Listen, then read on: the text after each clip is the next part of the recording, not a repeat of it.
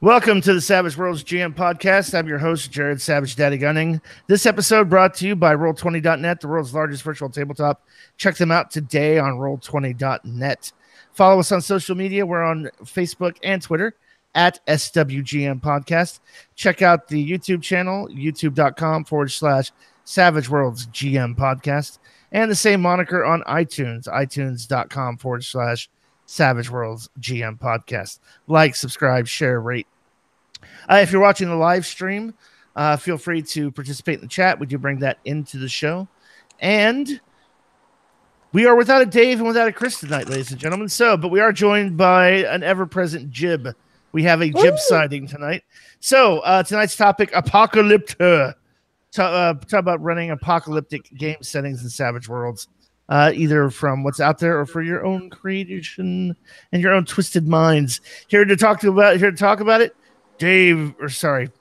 No, we're Daveless, man. Sorry, guy, not Dave. Sorry. Just Dave's only there in your spank fantasies. Yeah, muscle memory. Let me bring it back a second. And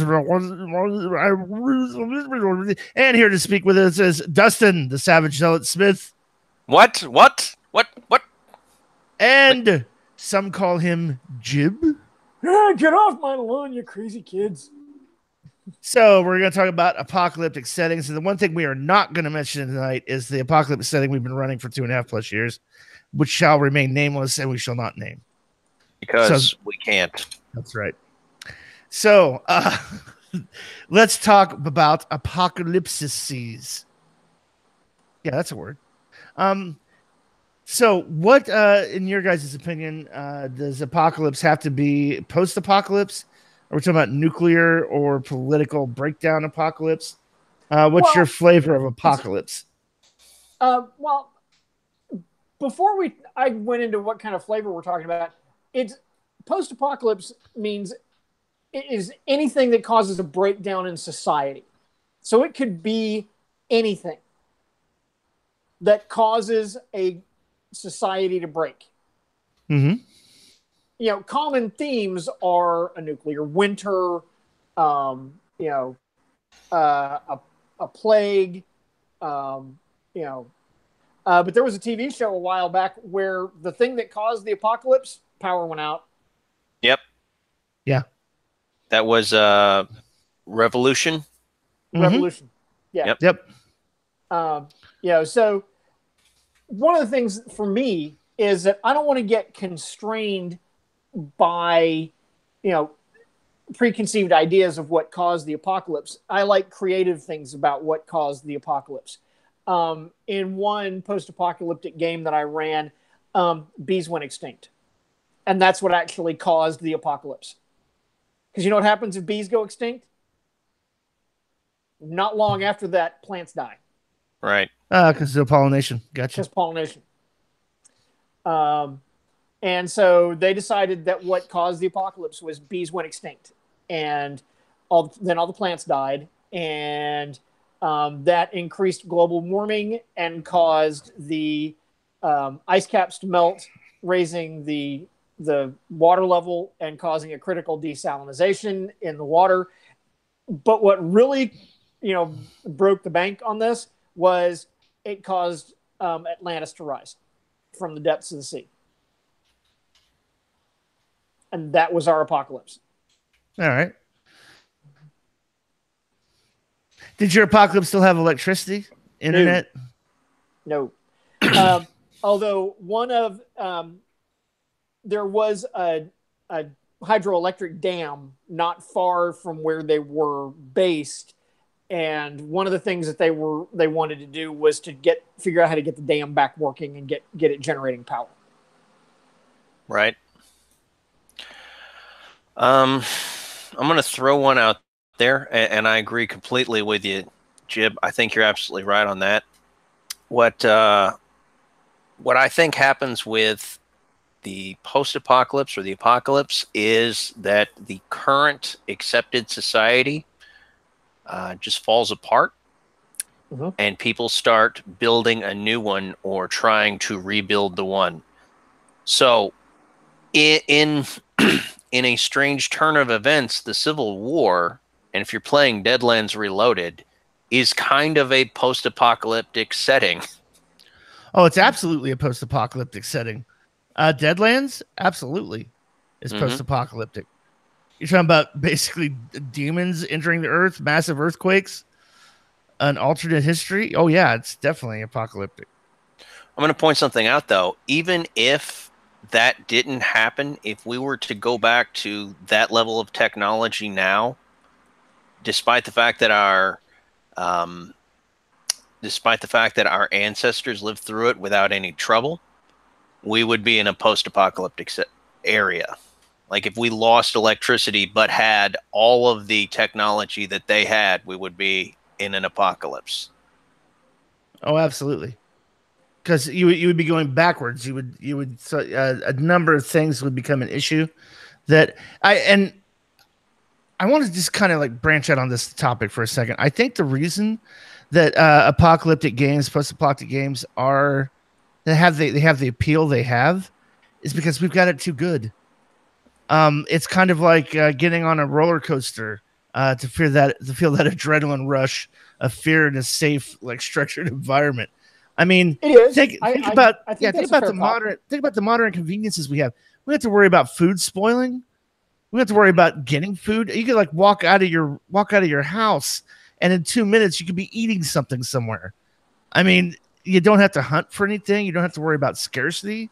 The only thing I think probably still exists is part of that survivor gatherer hunter gatherer thing now is an economic push where people try to get higher wages and things of that nature for more convenience. But when you think about it, we've pretty much eliminated our prehistoric or our ancestral fears of scarcity, shelter, food, clothing.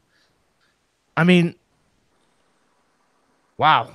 It's just, and I don't think that a lot of players are really prepared for that too. I think it's one of the things that ends up getting hand waved a lot in post-apocalyptic games. So I'm going to say that one of the things I want to draw attention to are the thirst and hunger rules and the exposure rules that are already in Savage Worlds. If you're running a post-apocalyptic or apocalyptic game, you need to embrace those. Hey, when was the last how much food you have and when the last time you ate should be an issue. And resource management in general. You can't just go down to the corner store and buy ammo. Nope. No, you have to. You would have to like get to the situation where you're making improvised weapons that are at the medieval level. Like not even at the medieval level, at the Stone Age level. Right, because people lost. Because how many people could actually forge a blade? Not many.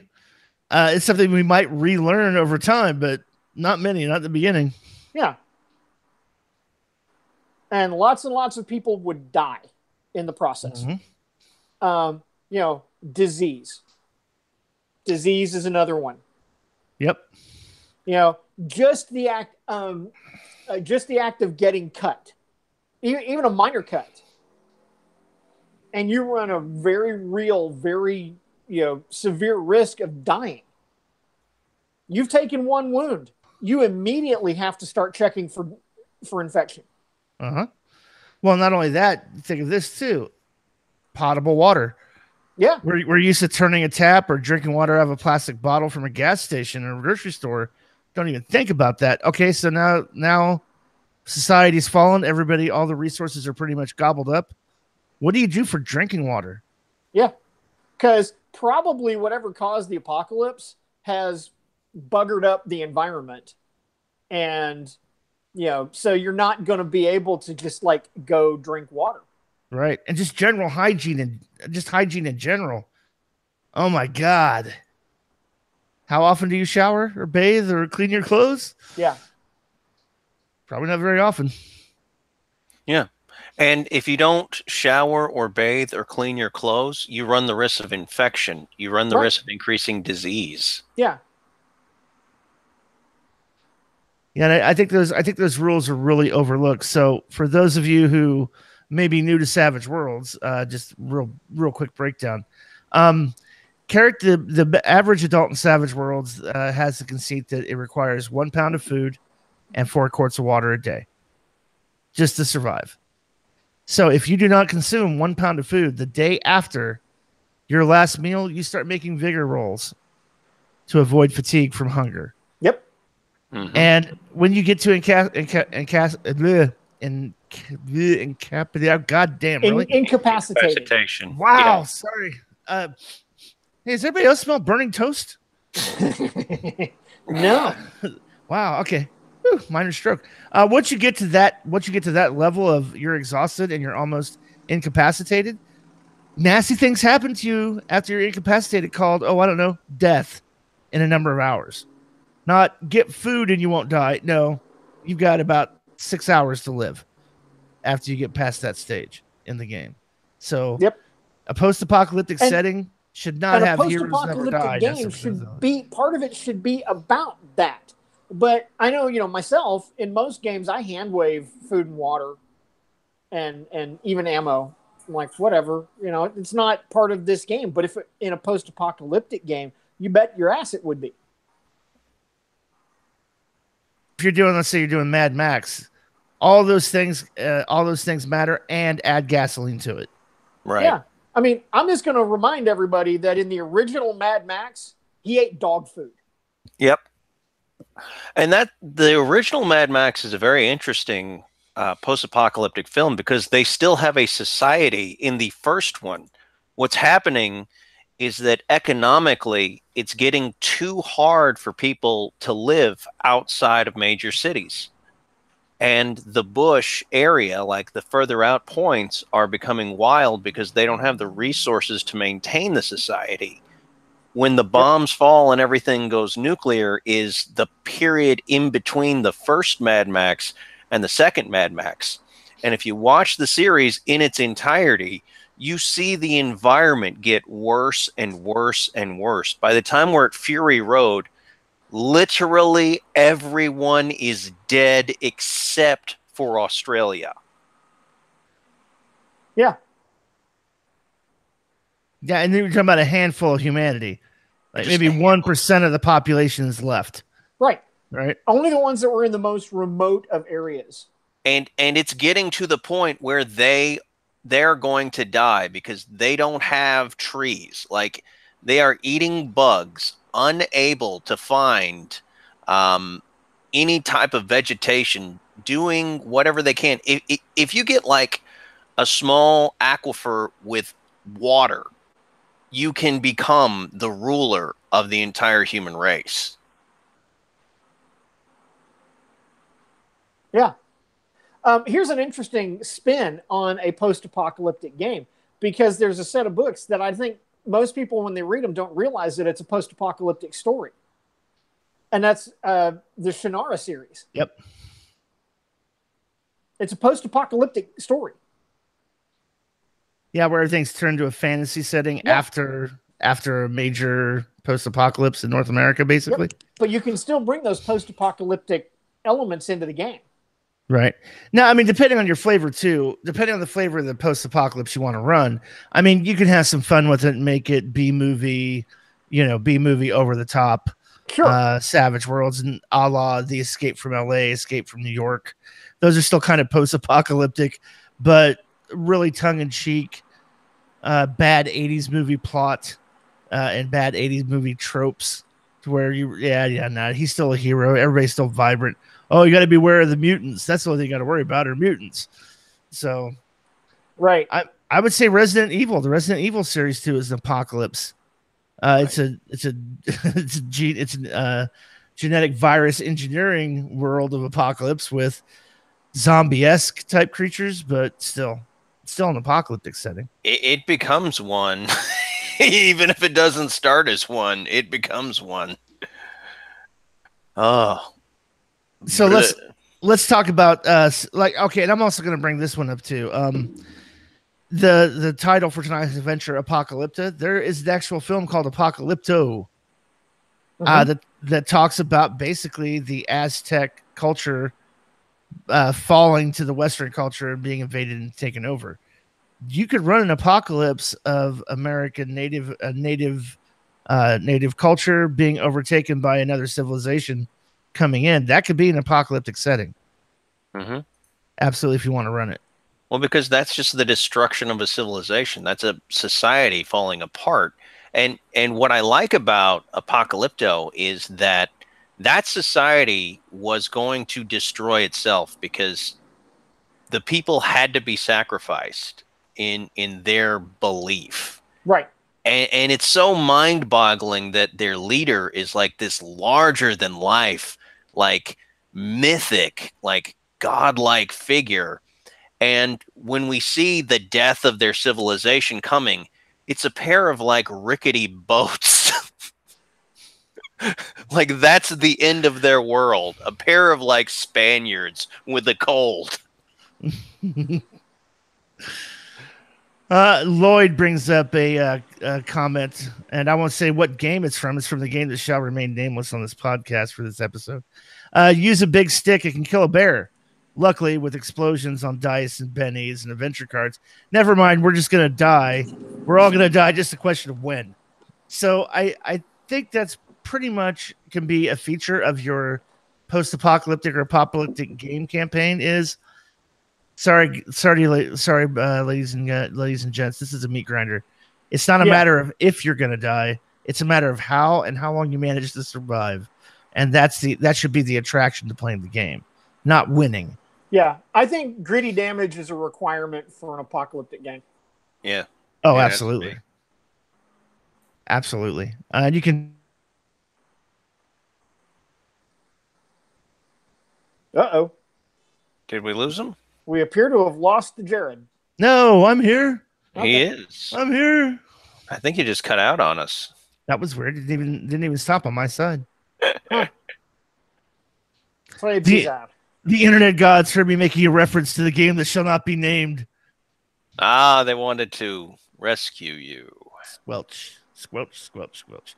Yeah, so it's a point, not a point of when you're gonna die. It's a point of how well and how long you manage to survive.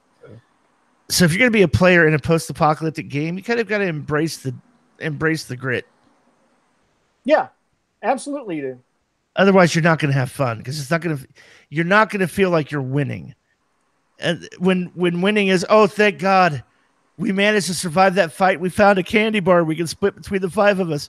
Yay, victory! Right. May not be your style of gameplay. Mm-hmm. It is kind of a tough one if you're not into it. So here's the thing. I don't know if you guys. There's this fun little setting that Pinnacle managed to get a license to called Rifts. And while for most of us it looks like a post-apocalyptic setting, it is. But what it really is superheroes. So even superheroes can live in the post-apocalypse, and in some cases, they can cause it. Sure.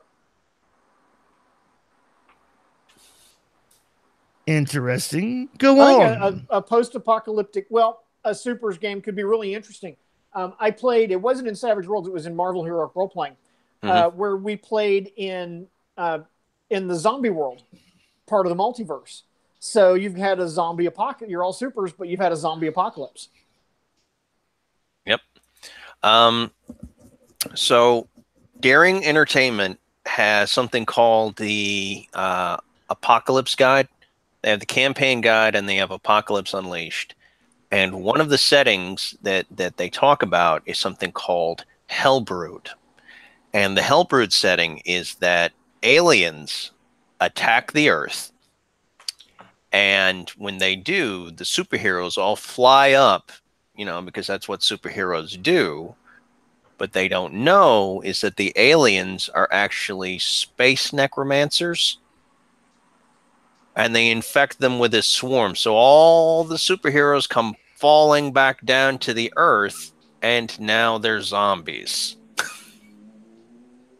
As you do. Nice. Yeah. I think pretty much you're gonna, no matter what kind of post-apocalyptic or apocalyptic game setting you're gonna do, you're eventually gonna do quote unquote some version of zombie. Whether it's ravenous cannibals, like human beings that become ravenous cannibals, whether it's your classic fantasy undead controlled by necromancers, if it's the zombie apocalypse. Sooner or later, I mean, I'm gonna say probably almost every apocalyptic game is gonna have some featured undead or version of zombie in it. They are certainly a ubiquitous feature that comes up a lot. I mean, they're almost, even if they're not your classic Romero style, in some capacity, the undead or the mindless are stock. They're rank and file. Like 28 days later, they're not zombies. They're just people with rabies. Same thing for Wreck. The Last of Us, they're cordyceps. They're actually plants. You know, in some of them, like well, I wouldn't say that Daybreakers but yeah, no, they're like Vampire Apocalypse, where the vampires, which are traditionally very intelligent, start to go feral. Their hunger drives them crazy. Mm-hmm. You know, and even that, zombies are a metaphor for desperate regular humans. So the bandits and the raiders in Mad Max are still a form of zombie because they've lost their sentience and intelligence based out of like hunger and madness. I'm not disagreeing with what you're saying, Dustin. I would use a different word. Rather than say they've lost their sentience, they've lost their humanity. Yeah, I think you're right there. I think that's a better way of putting it. Because that is what happens, is they have lost their humanity. And that goes perfectly in line with the concept of zombies, is that they both lose that sort of essence or that spark, and they revert back to something like feral. And part of what makes the Romero zombies so dangerous is how slow and methodical they are. And that just sounds ridiculous, but well, they're implacable. Yeah, they can't be shaken. Like, you can just bash them, and one of them is no problem. One, easy. Hit it with a bat, trip it, whatever. But they're not going to fight you with one. They're going to fight you with a full-on army. Right, with 50 of them. Yeah. I ran a film noir game set in New Orleans, and there were voodoo zombies. And they weren't undead, but they were voodoo zombies. And so what I did was I gave them, they were, they're just, extras, but I gave them 3 wounds, and they ignore anything except a headshot. And they can't be shaken. Right. So if you do 4 wounds to them, you can take them down. Or if you hit them in the head, you can take them down. But until they get to that 4th wound, they don't notice it. Yeah. Right. And that turned out to be a really, really dangerous enemy for the bad guys. Oh yeah, absolutely. I'm going to say this too about zombies in a post-apocalyptic, or even the Walking Dead, the Romero approach. Zombies are kind of a threefold threat. They're kind of a triple threat in a survival horror genre like Walking Dead. Number one, they remind everybody who's trying to survive that that's how they're going to end up. Number one. So it's a constant, all these dead, it's a constant reminder that you're surrounded by death. It's coming for you. Zombies almost become the embodiment of death itself. Yeah. They're pursuing you. They're ravenous. They're going to consume you. It's just a matter of how long you manage to survive. Secondly, as far as a conflict, they're more just scenery. They're more about the scenery. They're more of a hazard. It's like having a tornado versus, I'm being attacked by a bear. I think it's a very good way to put it. They're more like a natural disaster. They're a form of enemy. Yeah, they're a force of nature. They're the coming storm that you have to contend with with the landscape.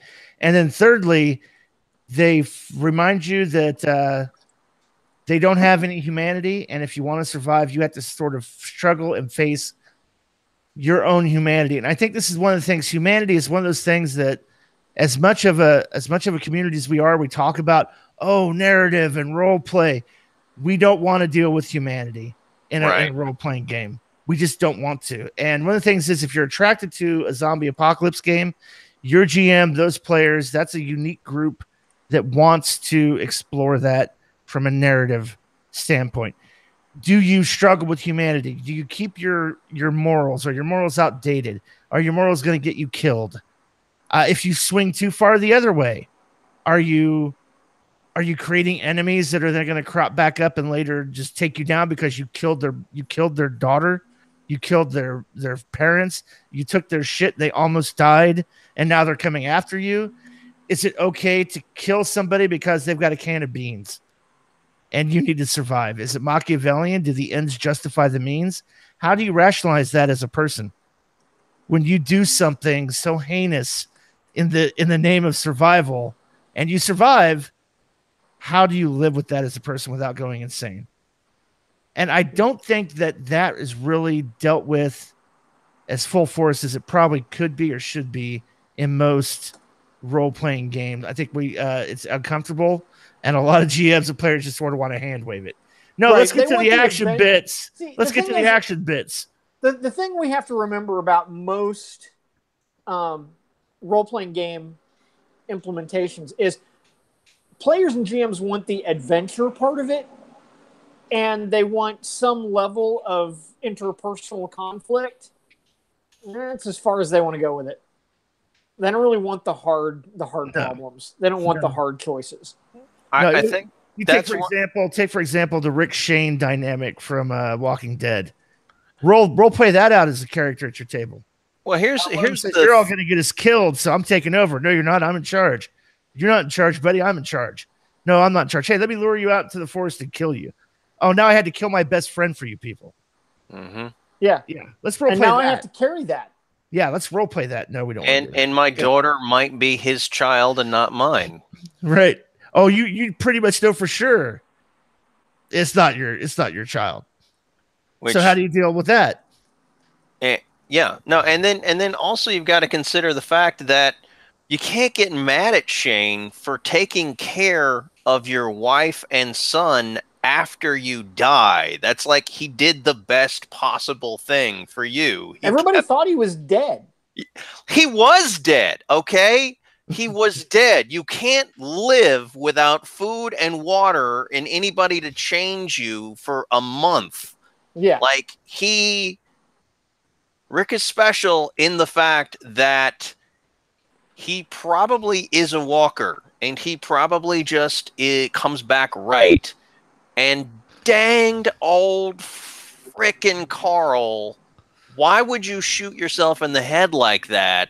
If Rick can come back, you might be able to too. Humanity might need your sorry butt to survive. Well, I'm just gonna put this out there, right? So it becomes this, and God, I hate the fact that I'm gonna use this to talk about a zombie apocalypse, but it's the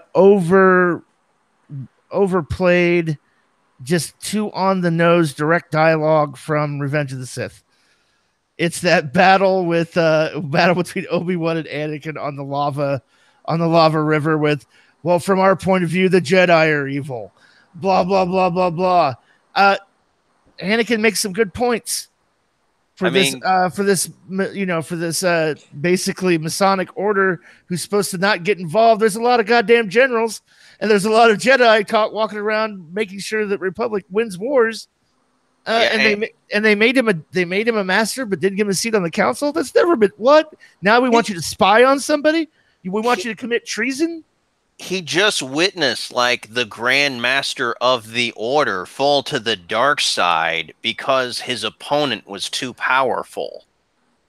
So if you take a look at it, Shane's got some points.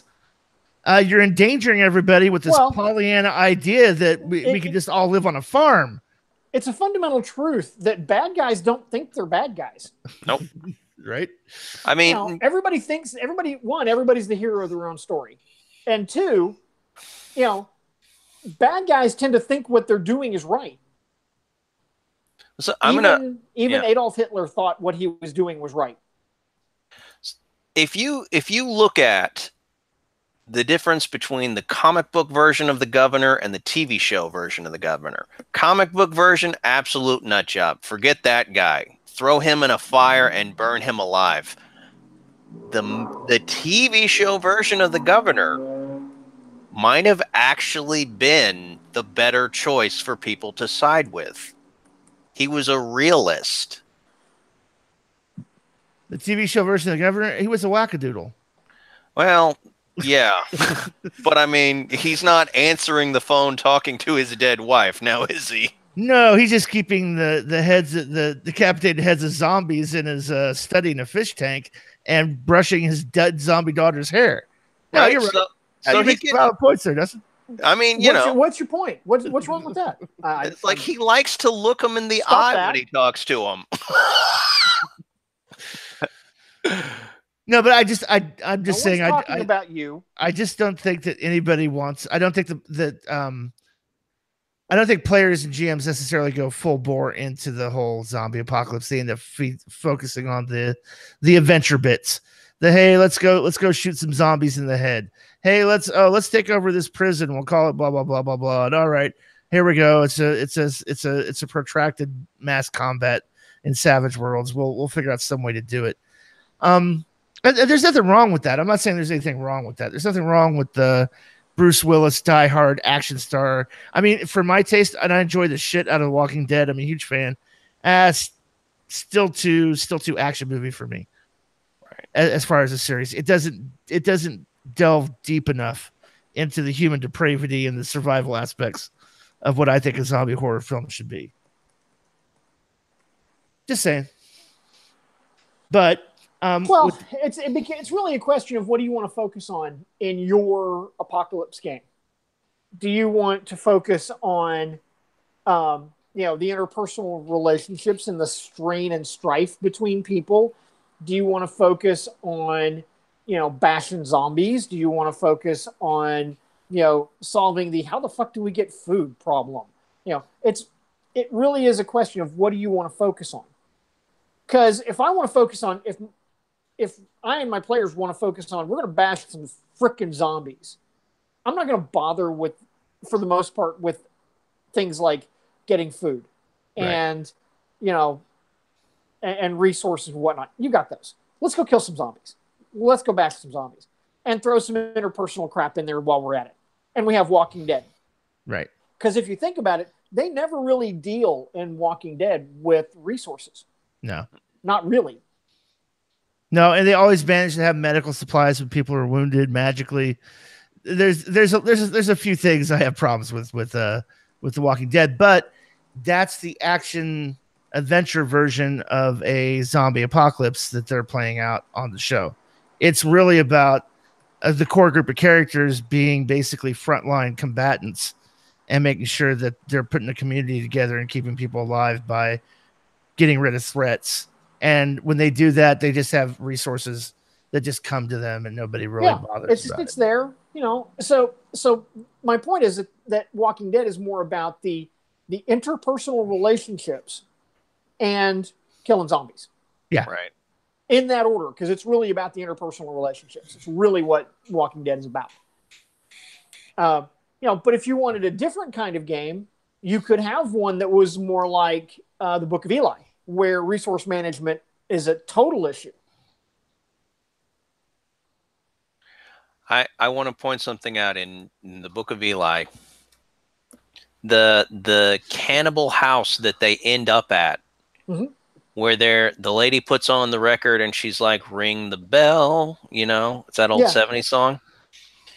They were cannibals, but they weren't bad people. Like, they take them out. They were bad people. No, but here's the thing. Like, they were expecting, like, the raiders to come after them. And, like, the husband is almost apologetic. He's like, we kind of had to. He doesn't hurt them. Like, they have them in a pit. They can shoot them while they're in the pit. They let them out. They see that they're not really trying to hurt them. These aren't raiders. That's an example of people being stuck in a bad situation, making tough choices. That's a valid point. The lady that was luring people and she was like setting up an ambush, and Mila Kunis comes to help her. Yeah. That lady tries to get Mila Kunis to leave. Right. She's been luring people to be traps to be eaten all day, but this one specific girl, she doesn't want her hurt. Right. Right. Yeah, no, I think that's a fair cop.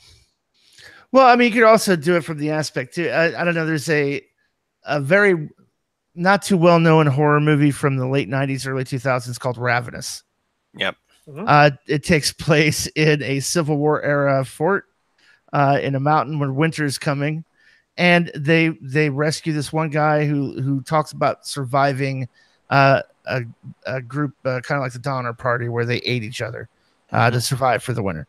And spoiler alerts. So if you're ever going to watch the movie, go ahead and stop or skip ahead now. But it's all a trap. He's really just set his sights on this fort and talked some of the brass into helping him basically eat everybody there. Right. So I mean, it's almost even though it's not necessarily a classic post-nuclear or zombie apocalypse, it's got a bit of an apocalypse vibe because it takes place in a very isolated, resource-challenged area. We always think about, this post-apocalyptic game of being a worldwide apocalypse, but there's no reason why it has to be. Right. All they have to be is isolated. Here's an idea for a post-apocalyptic game for you. You're a member of a college soccer team flying to the championships in, some other country, and your plane crashes way up high in the mountains. You can't get out. You can't leave. Cannibalism becomes an issue. Wildlife, wolves showing up in the high snow winter. The environment's out to kill you. Yeah, exactly. How are you going to stay alive? That's what I would call more of I'd call that more of a survival horror setting because it's about how do you survive, right? That, but it has some of the same elements. Yeah, absolutely. You're isolated. Their resources are very thin, if non-existent. People are going to die around you. You start to have to make choices about who gets to live and who doesn't. Yeah. Who deserves to live and who doesn't. Lord of the Flies is a great literary nod to this whole thing about an apocalypse. Sure. In Lord of the Flies, they actually believe that the world has ended. They are setting up on the island because they believe that the world around them was nuked and they're the only ones left alive. Yeah. That's why it's such a big shock at the end when they find out that society survived without them. Right.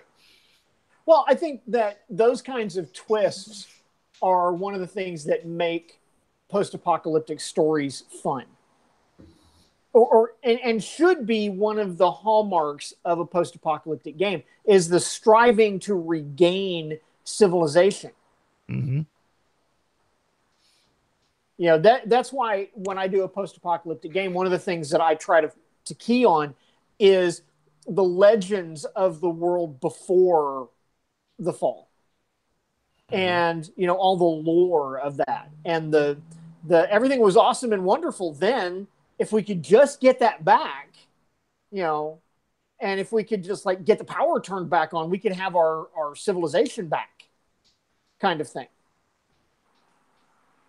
Because it gives a ready-made focus for the for the game. Yeah. Well, and if I think we mentioned Revolution earlier in the show, the TV series. If you haven't watched it, once again, spoilers. It's a TV show that went off the air 5 years ago. Yeah, it was on for a couple of seasons. They had they had some really interesting elements to it. Yeah, I think one thing they did that was ingenious was that there was nothing wrong with the power, but there were nanites that negated it. It was like physics just broke on them. Right. Yeah, it was advanced technology is what it ended up being, is there was advanced technology being generated to basically EMP everything. Right. With nanites, like microscopic swarms of nanites that would just create a null field where electricity could work. All the devices still worked, all the wiring still worked. It just wouldn't conduct electricity. And I think that was a genius way to go, but I think they also, the producers and writers wrote themselves into a corner, because the minute you reveal that, okay. All right, I've lost interest, because now we know what caused it, and it's just a matter of time until it's we no get longer the power fun. turned back on. Even the teenage girl with her funky reverse crossbow, was like no longer all that interesting. Yeah.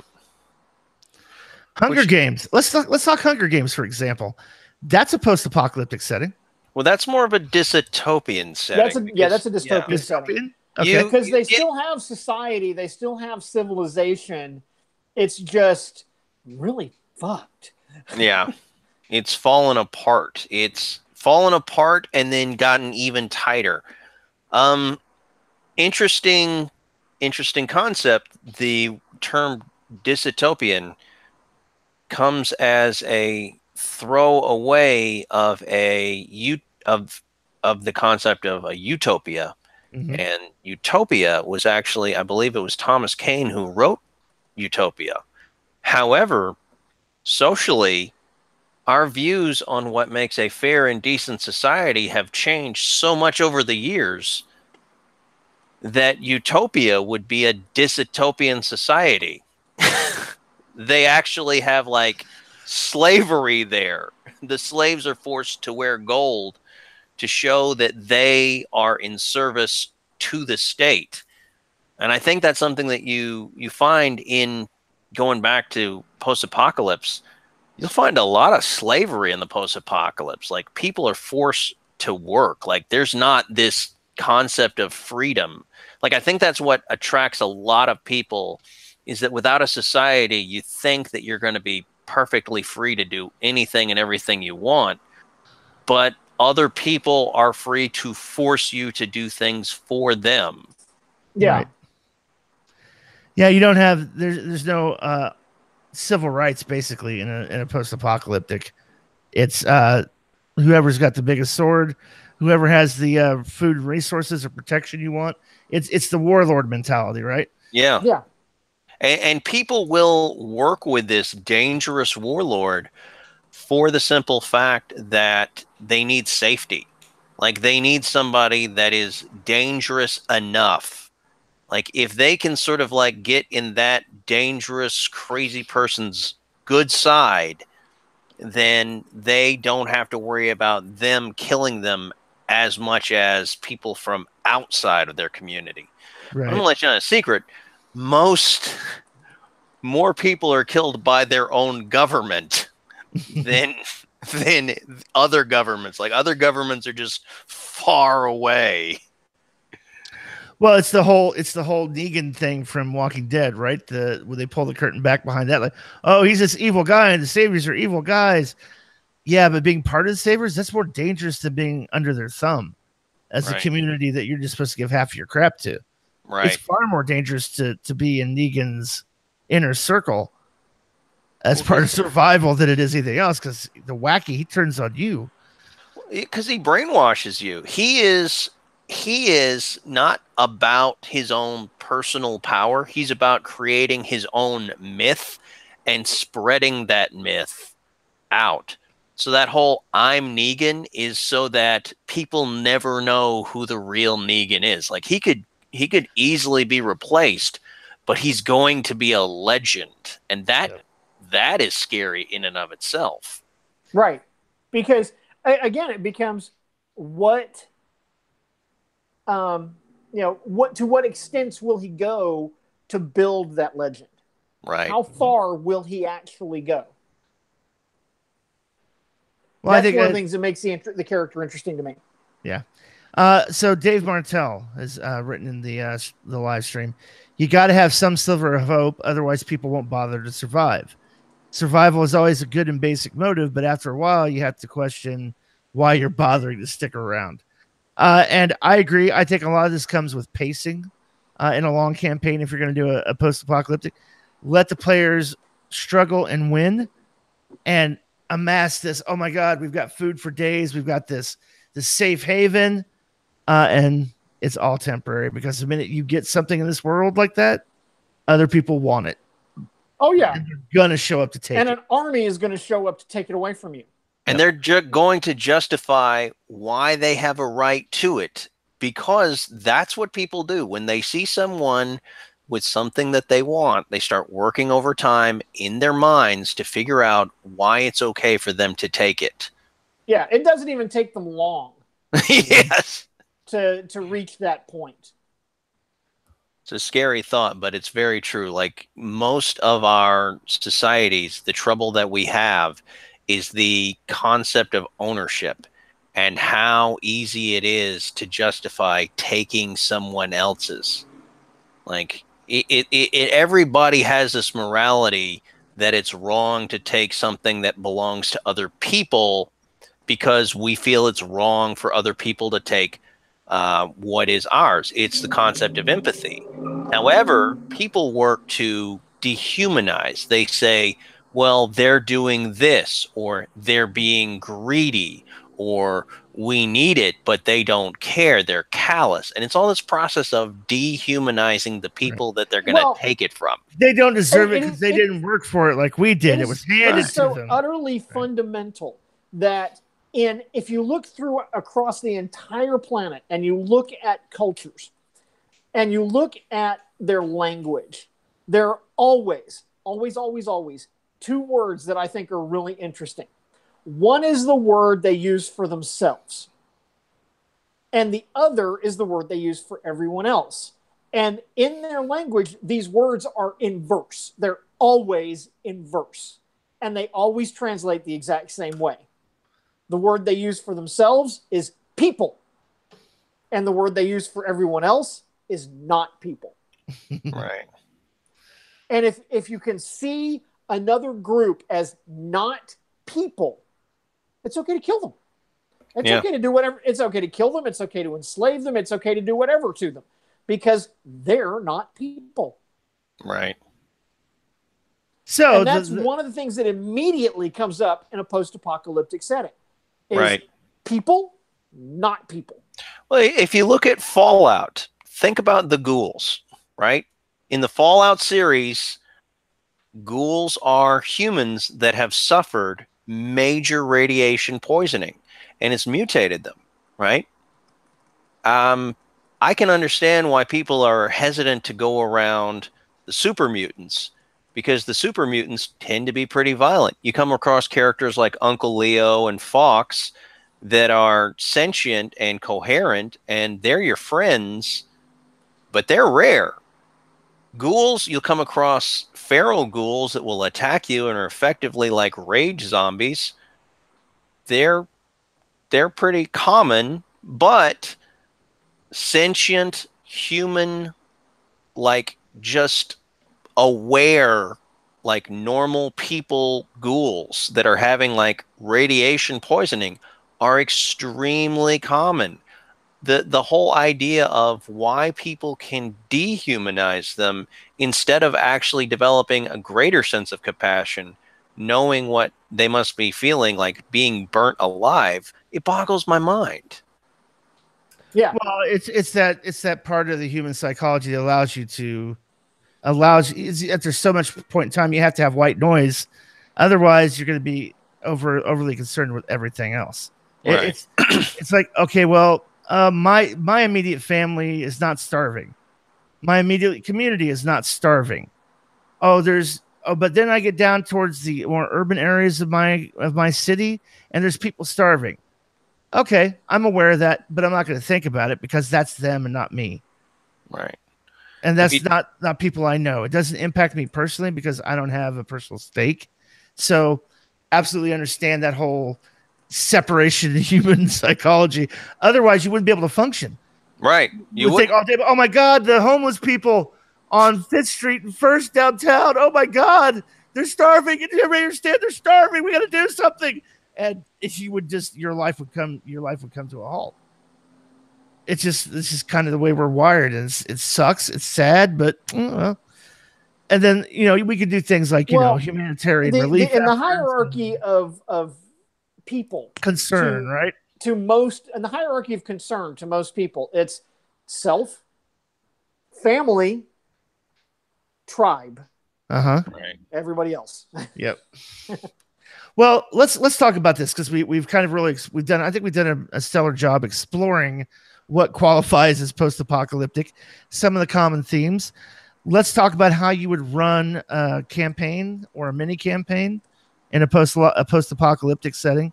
I think running I really don't want to talk about running a one shot because that's pretty much going to be a shoot 'em up, bash the zombies, get the capture the flag type scenario. But as a GM, you're sitting down to run something in a post-apocalyptic setting. You're going to build a long-running campaign or a mini campaign around it. What are your steps? For me, it's knowing what caused the apocalypse, what could cure the apocalypse is kind of where I start to think about that, and some generalized world building. I'm going to be a little bit more abstract than that.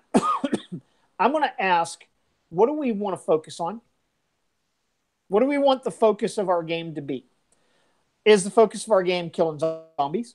Is the focus of our game, the interpersonal relationships? Is the focus of our game the dealing with the fact that civilization has collapsed and we now have to find a way to survive?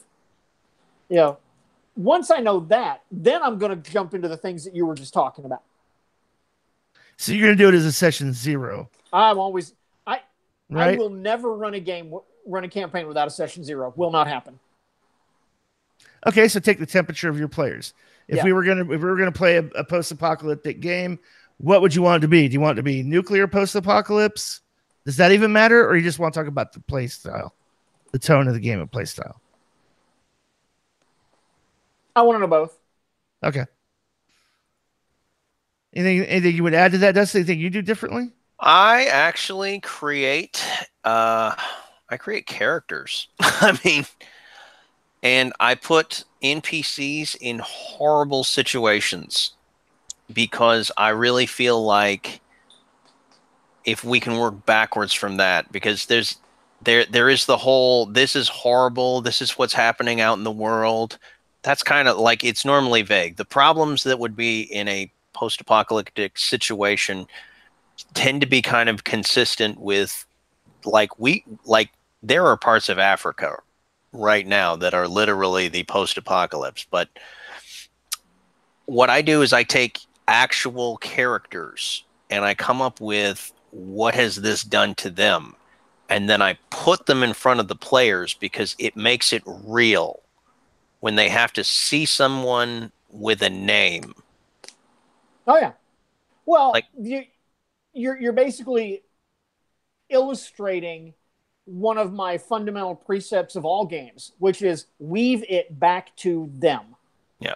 Whatever you're doing in the game, weave it back to the player characters. Make it personal for them. Oh, that little girl who's now a zombie? Guess what happened to your little sister, buddy? Yep. Because if you make it personal, this goes beyond a post-apocalyptic game. It's any kind of game. If you make what's happening in the game personal to them, not because you said it was personal, but because it was something that they said mattered to them. Okay, you will never have to try to get your players to buy into your game. Right. You will never. They will be invested in the game right away. If you weave it back to them, they will be invested. They can't help it. Well, and it's really their story too, right? I mean, at the end of the day, it's the story's about the player characters. That's what their world's about. That's what's going on. It really does. As narcissistic as it sounds, it revolves around your players at the table, their characters. It's about their characters. Yeah, that's what the story is, and that's who we're following. That's the ones that make it. Those are the ones that are less likely to be killed because the world is set up to help them. But then at the same time, they're going to have to carry the weight. They don't get the easy way out, Right. Well, and I would say this too, when creating NPCs, especially in an apocalyptic setting. So the general trend I think a lot of GMs are going to find is leaning heavily in and toward the antagonistic approach of NPCs. Oh, my NPCs are here to take your shit. My NPCs are here to brutalize you. My NPCs are here to challenge you in the story. Blah, blah, blah, blah, blah, blah, blah. Their motivations are to take what you've got and have you not be around. I think that's a mistake. You want to make your NPCs player neutral, whether they should have their own goals and motives that exist outside of the players. And if they can find a way to use the players to achieve their goal, then they're open to compromise. They're open to this, that, and the other. They're also open to betrayal when it serves them. I would just say don't make not everything has to be the zombie. Not everything has to be the rabid pack of dogs. Not every NPC has to be Negan and the governor. Right. They can be somebody who maybe their goal is to get what you've got, and so they're willing to trade with you. But you kind of force them. You kind of are a bit of a dick. Your player's kind of a bit of a dick when it comes to negotiation. So there's some hurt feelings. So maybe there's a little bit of revenge in there. Not necessarily where they're going to kill you, but maybe they salt some of the water or urinate in the water that they trade with you. Nothing's going to kill you, but just sort of send a message like, hey, you treated me like a dick. This is what you get because you weren't fair. And then there are actual like social conflict rules, and you can set the survivors that you come across. Like there are some people that are going to need help, and there are some people that like the desperate situation that they're in hasn't arrived. If it's a random encounter, then you can roll for what the people they're coming across are going to be thinking of the party when they get there. Right. Well, so let's say, for example, I'm just talking about this. I'm just going to use this as an example. Herschel in The Walking Dead season 2 is a great example of the NPC that I'm talking about. Not a bad guy, a humanitarian. He's not out to take what Rick and his party have. He ends up saving Carl because somebody that lives under his roof shot the boy. Mm-hmm. So he has some sense of moral responsibility to try to do what he can to save Rick's son. But he tries to start making it very clear, this is not your place. You can't stay here. Right. But that's what the player characters want more than anything else, is desperately to stay. So instead of Herschel coming out with a shotgun in the middle of the night, sticking at Rick's face going, get the hell off my property, it becomes this back and forth push and pull of bartering or, oh, I need you, you need me, this, that, and the other. That's what I'm talking about as far as a GM, not making all your NPCs that the players encounter antagonistic. Right. Well, that goes back to something we've said many times, which is not every conflict is a fight. Right. So it may be like, listen, I can't afford to feed everybody.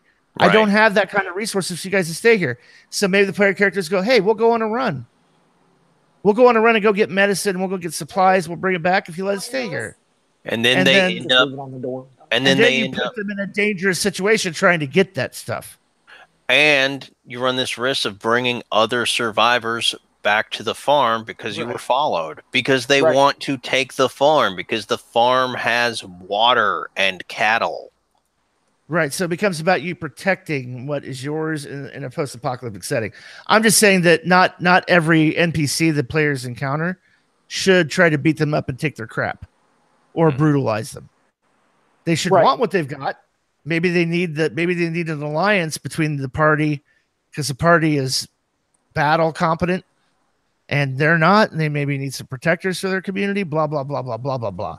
I'm just saying, understand that when you're kind of crafting your NPCs and managing and role-playing those reactions. Absolutely. I would say from a mechanical standpoint, for the people who are more rules-oriented, the currency in exchange of the day becomes bartering. It goes back to bartering. Oh, I'll trade you 3 chickens and this slab of bacon for 3 gallons of purified water and that coat. Then you can run a complete barter economy using social conflict rules. Yeah. And persuasion. and whoever comes out on top, that margin of victory decides what the end result of that barter is. Who gets what? You don't need to have an economic system. You can just barter. They can also steal stuff. There can also be things where you go into places and they go, "Hey, we'll barter for anything you want. You steal something, we have strict penalties for stealing. And that means the first time we catch you, we cut off a hand. The second time we catch it, we cut off the other hand. People with no hands don't get in here to barter." So, I mean, you could have like rules where you're really clearly stating it for the player characters. Don't get caught stealing in here. We don't play. And then if they decide to steal anyway, you're not being a dick GM or just, and you know, dismembering members of your party because it's a gritty post-apocalyptic setting. You've kind of set it up. Yeah. All right. Is there anything else we need to say about this? I don't think so. I think we've covered it. So, real quick, Dustin, anything in the chat that we want to talk about that anybody threw in there that we didn't get to? We want to talk about real quick? Well, let's see. I think we should probably avoid torture porn.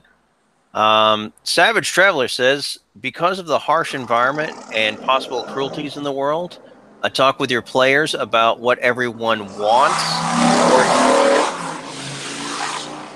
or is able to stomach is obligatory. And I agree. I think you really need to talk about how far and what the boundaries are. What are we going to take? Again, that's a conversation that has to happen for every game, and it's totally the X card lines and veils thing. Mm-hmm. You know, what are we not going to do in this game? Right. What is off the table? Right.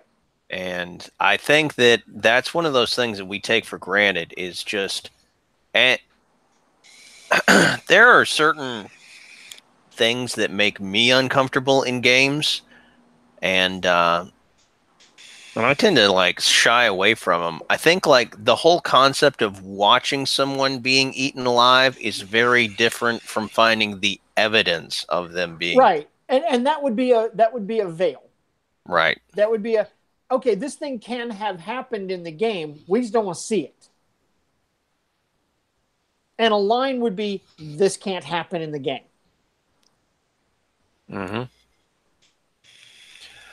And Anders post, not everyone knows where that line is, and I think he's right. And that's why you have the X card, because the X card is totally about, we're in the middle of the game, something has come up, and the player's just like, I can't deal with that. I'm out. You know, I'm tapping out right now. Yeah. And you know, that is why these concepts exist in the first place.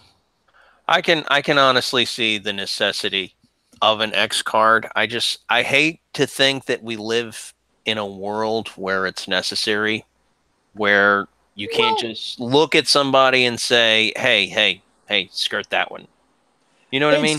Well, I get that. And for me personally, I've never had a need for an X card, although there have been times in games where I've gone, whoa, stop. We're not following that course anymore. We're done. Right. We're out. Because, you know, I have no problem with saying, look, I don't dig that thing in this game. We're not going there.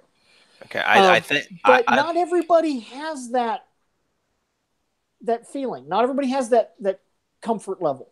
And especially if you're playing with people who are strangers. I've got to bring something up. Like, I don't like halflings in games, because halflings sort of symbolize almost children. Yes, yeah. They always make me so uncomfortable that I'm like, why don't you play something different? I get very squidgy about halflings and gnomes. Mm-hmm. I just like, nah. Halflings and gnomes, I'm okay. I'm actually okay with dwarves because dwarves are just short people. But halflings and gnomes. Excuse me. The actual term is little people. Dustin? Yeah, little Scotsmen. And if we're going to be literal about it, the female dwarves have just as impressive a beard. I understand exactly what you're feeling. I'm totally creeped out by elves too. The pointy ears remind me of demons and devil worshippers. It's all horrible. Now, of course, I'm saying that in jest. No, I mean we could have a whole conversation about X cards and veils and lines, and we have. I think that at the end of the day, it comes down to GM and player trust. I feel like I know my players well enough to kind of know where we can push that boundary, where we can't. But I also say that, there's a certain amount of onus on the player that if we cross that line to go, hey, you know what? I don't want to ruin everybody's fun, but I need to say, yeah, I'm not cool with this. I can't hang with this. And for everybody to respect that. I don't see why we need a whole, I kind of understand what you're saying with it's kind of an anomaly, anonymity thing, no judgment for laying down an X card, but part of it is about it's exactly the trust that you were talking about. And the people that I normally play with, we just have a conversation at the beginning of the game. And if at any point something comes up, they go, whoa, stop. We got to stop. We got to stop this. Okay. Right. But those are people that I play with all the time. But when I'm playing with strangers, like at a con or something, I can see it making sense at that point. If you're going to say, hey, listen, I think putting a TV MA or a TV rating system on something achieves the same thing. Very close to the same thing. If you're going to say, hey, you know what? Well, this is rated PG-13 for language and drug references. Out a player that I play with all the bloody time in our Spaniards Ghost game. I didn't mean to, but I did. And it's someone that I know very well. But this player in that moment was like, we got to X card that because I can't. We can't do. I stop. Well, and that's fine. I'm just saying that there's no reason why the player can't go, hey, no. Mm-mm. And I understand what you're saying. What I'm saying is that the card gives them the ability to just go without having to have the conversation. Have to say anything. I understand. All right. Well, like I said, we could dedicate a whole episode to that. That's a whole other episode for us to talk about at some point. So know your players, obviously. I mean, if we're talking Walking Dead, if we're talking Walking Dead, it can be seeing. Okay, so I'm about to go sensitive for anybody who's very sensitive or squeamish to anything. So forewarned, but exists in media, already presented on TV. Some of use this as an example. When Rick and Michonne meet, and Rick, Michonne, and Carl end up meeting with the Claimers and are reunited with Daryl. That scene where essentially Rick is about to watch Carl be raped. It's going down and it's about to happen. Right. So here's what I'm saying. I don't think it's necessarily wrong on the show to put Carl in that precarious position with the intention of it not actually happening. But they have a thing called artistic license, and they're determining what happens, and that Rick turns around, bites the guy's neck out. You're not leaving it up to random dice rolls. He took a bite out of crime. I'm just saying, it's one of those things. It's not off key for The Walking Dead, and based in that world and the tone of the game and the setting. But I can see how some viewers may be like, "Oh my god, I can't believe they almost went there." I get it. Feel free to go. You know what? Let's retcon this whole that kid, that child rape thing. Let's pull that back a second. I understand why it's there. It's kind of there to create tension and drama. Just not cool. Let's not do that. Fine, let's not do that. But at any rate, until next time, this is your host Jared Savage Daddy Gunning for Dustin and Jib, saying keep rolling and stay savage.